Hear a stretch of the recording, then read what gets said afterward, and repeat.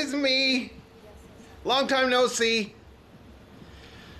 You'll have to excuse Mesha. You'll have to excuse any background noises. The wife is making us chicken balls for dinner. So she's in there rolling her chicken. Isn't she awesome? Hi, wifey. Is that necessary?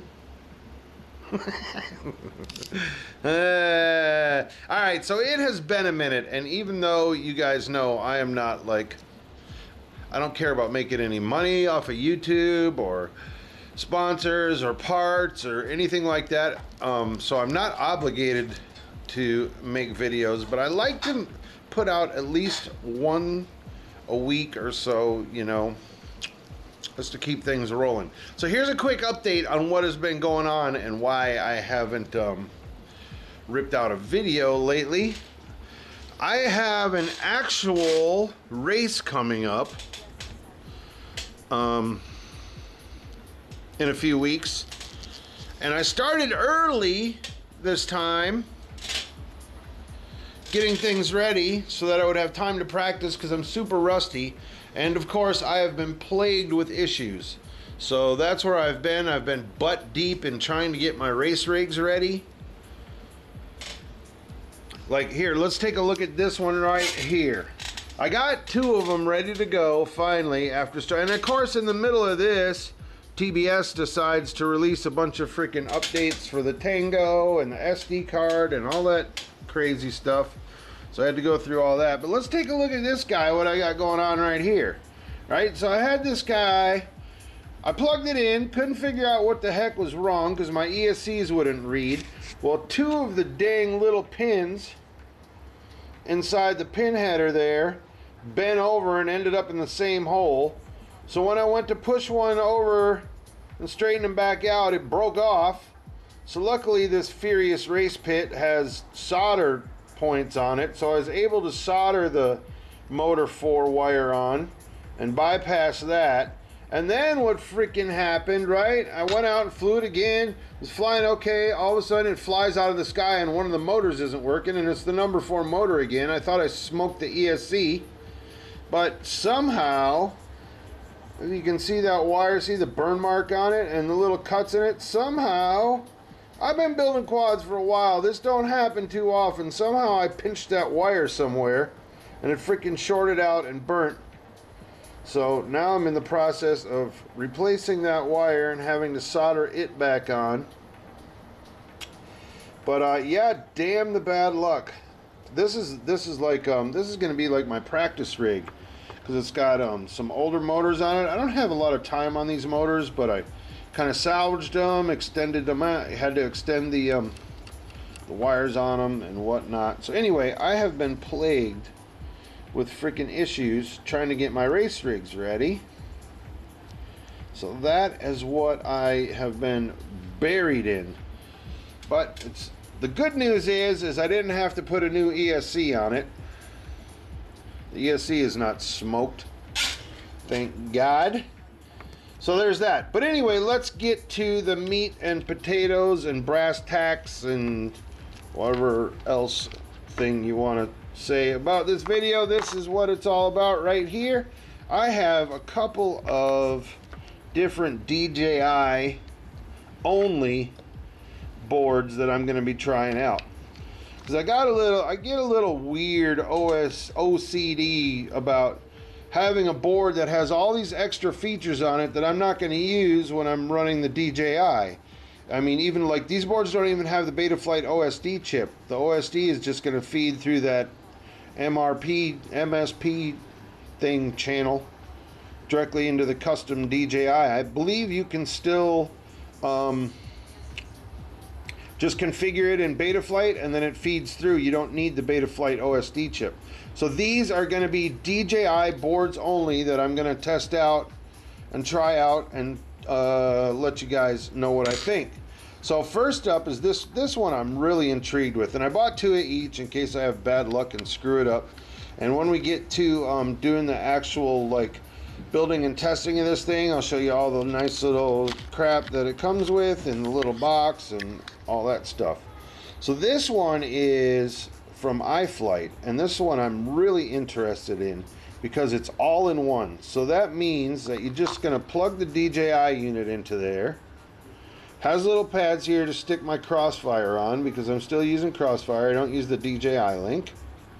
Right? And then you just solder your motors to these freaking quarter pads. And that's it. Your build is freaking done.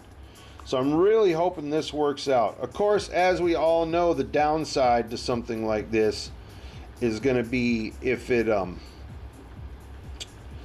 something does break, then you're replacing the whole dang shebanger board. But anyway, that being said, moving right along. So yeah, I'm really interested in this one. And look at that, it's even got a little plug on there for the USB-C. And that's another thing, all the boards are starting to come with USB-Cs. I'm loving seeing that. We'll get into that later. Okay, so the second one, and so this one doesn't need an ESC.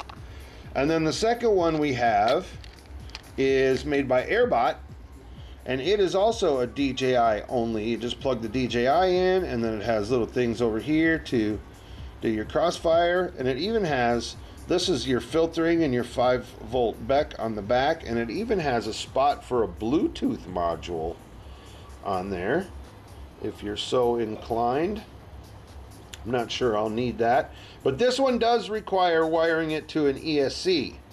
So my plan is I have my 6-inch right there that has individual Lumineer Razor Pro ESCs on it. So I will use the little Airbot board on that one, so I don't have to remove, because it has a PDB and everything on it, so I'll just wire it to the PDB and keep the ESCs on that. And then right above that is my other 5-inch that has a 4-in-1 on it with a brain board. So I can just unsolder the brain, unsolder the motors off of that and take all the guts out of it. And just leave the motors on it, and then solder the motors to this guy and plug in. I'll be using the Vista, I think, on that one. So that's what I got coming. I also have an 8-inch. This is going to be an 8-inch 8S that I'm working on over here. So that will be coming up also. So that's what I've been up to, guys. Sorry I haven't posted up anything lately. I've been butt deep in these race builds. I'm super excited to have at least one race this season. See a couple of my friends and whatnot, and so on and so forth. So I'll try to shoot a video from there if I don't get too deeply involved in the race thing. And yeah, that's about it. Oh, one last thing. Check this cool thing out. If you guys don't know, STP is actually Rush. Does it say it right there real small? No, it doesn't. Okay, STP, these guys, I've been messing with these guys for a while. They're in the city next to me, and a lot of us already know about the Rush. The Rush Tank Ultimate is my favorite go-to VTX for a race build. These have always given me rock solid video, and they have an ambient mic on them, and I like having a mic when I'm racing so I can hear my own quad and not listen to everybody else's screaming by me, because it kind of messes me up. But anyway, I love this freaking VTX, and these guys are friends of mine, and they sent me this cool little thing. It has the wrenches, the hex heads on either side for the quad, and then it has one-way turning prop nut things. You just flip it over to tighten it, flip it over to put it on. So that's pretty cool. So yeah, shout out to Tony over at Rush for sending me this thing. Thank you, Tony. Very, very cool. That's gonna do it, guys. So, oh, I wanted to tell you that the Airbot, right, isn't a highly well-known, I guess it kind of is, but Airbot probably builds 80% of the flight controllers out there. Most people go to Airbot to have them build the boards for them. So this little Airbot board should... Oh, and these are both F7s also.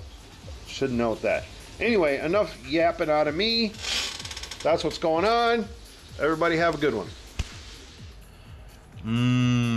Chicken balls.